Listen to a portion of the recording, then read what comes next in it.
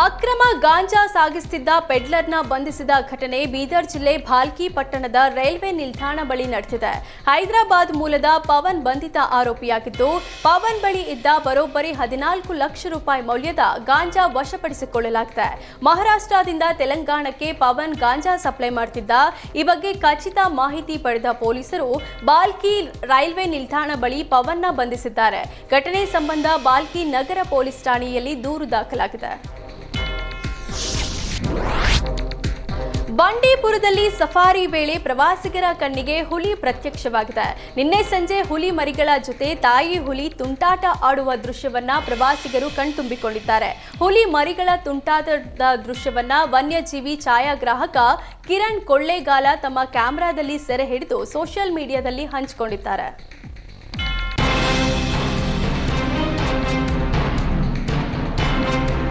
Metro bus ಬಳಿಕ auto ಬಾಡಿಗೆ ದರ ಹೆಚ್ಚಳ ಬಹುತೇಕ ಕನ್ಫರ್ಮ್ ಆಗಿದೆ.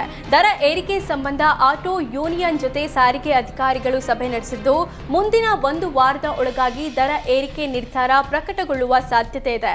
ಈಗ ಇರುವ ಕನಿಷ್ಠ ದರ 30 ರೂಪಾಯಿಯಿಂದ 40 ರೂಪಾಯಿಗೆ ಏರಿಸಲು ಆಟೋ ಸಂಘಟನೆಗಳು ಮನವಿ ಮಾಡಿವೆ. ಇದೇ ವೇಳೆ ಓಲಾ ಊಬರ್ ಸಂಸ್ಥೆಗಳು ದುಪ್ಪಟ್ಟು ದರವನ್ನ ಚಾರ್ಜ್ ಮಾಡ್ತಿದೆ. ಓಲಾ ಊಬರ್ಗೆ ಕಮಿಷನ್ ಕೊಟ್ರೆ ನಮಗೇನು ಉಳಿಯಲ್ಲ ಅಂತ ಆಟೋ ಸಂಘಟನೆಗಳು ಅಳಲು ತೋಡ್ಕೊಂಡಿದೆ. ಬೆಳಗಾವಿಯ ಅಂಬೇವಾಡಿಯ ಎಂಇಎಸ್ ಪುಂಡಾಟದ ಬಗ್ಗೆ ನಮ್ಮ ಕನ್ನಡಿಗರ ವಿಜಯ ಸೇನೆ ಸಂಘಟನೆ ರಾಜ್ಯಪಾಲರಿಗೆ ದೂರು ನೀಡಿದೆ. ಎಂಇಎಸ್ ಪುಂಡರು ಅಂಬೇವಾಡಿ ಗ್ರಾಮ ಪಂಚಾಯಿತಿ ಕಾರ್ಯದರ್ಶಿ ಮೇಲೆ ಹಲ್ಲೆ ನಡೆಸಿದ್ರು. ಯಾವುದೇ ಕ್ರಮ ಜರುಗಿಸಿಲ್ಲ. ಹೀಗಾಗಿ ಬೆಳಗಾವಿಯಲ್ಲಿ ಎಂಇಎಸ್ ಪುಂಡಾಟ ನಿಲ್ಲಬೇಕು, ಕನ್ನಡಿಗರಿಗೆ ರಕ್ಷಣೆ ನೀಡಬೇಕು ಅಂತ ರಾಜ್ಯಪಾಲರಿಗೆ ಮನವಿ ಮಾಡಿದ್ದಾರೆ. ಈ ಬಗ್ಗೆ ಪೊಲೀಸ್ ಇಲಾಖೆ ಹಾಗೂ ಸರ್ಕಾರದ ಗಮನಕ್ಕೆ ತರುವ ಬಗ್ಗೆ ರಾಜ್ಯಪಾಲರು ಭರವಸೆ ಕೊಟ್ಟಿದ್ದಾರೆ. ಕೊಪ್ಪಳದ ಹಟ್ಟಿ ಹೈದರ್ ನಗರ ನಡುವೆ ಕೆಎಸ್ಆರ್ಟಿಸಿ ಬಸ್ ಪಲ್ಟಿಯಾದ ಘಟನೆ ನಡೆದಿದೆ. ಅವಘಡದಲ್ಲಿ 15ಕ್ಕೂ ಹೆಚ್ಚು ಜನರಿಗೆ ಗಾಯಗಳಾಗಿದೆ. ಬಸ್ನಲ್ಲಿ ಪ್ರಯಾಣ ಮಾಡುತ್ತಿದ್ದ ಅಳವಂಡಿ ಶಾಲಾ ಮಕ್ಕಳಿಗೂ ಸಣ್ಣ ಪುಟ್ಟ ಗಾಯಗಳಾಗಿದ್ದು, ಗಾಯಾಳುಗಳನ್ನ ಮುಂಡರಗಿ ಸರ್ಕಾರಿ ಆಸ್ಪತ್ರೆಗೆ ದಾಖಲು ಮಾಡಲಾಗಿದೆ. ರಸ್ತೆ ಕಾಮಗಾರಿ ಪೂರ್ಣಗೊಳ್ಳದೇ ಇರೋದೇ ಅಪಘಾತಕ್ಕೆ ಕಾರಣ ಅಂತ ಸ್ಥಳೀಯರು ಆಕ್ರೋಶ ಹೊರಹಾಕಿದ್ದಾರೆ.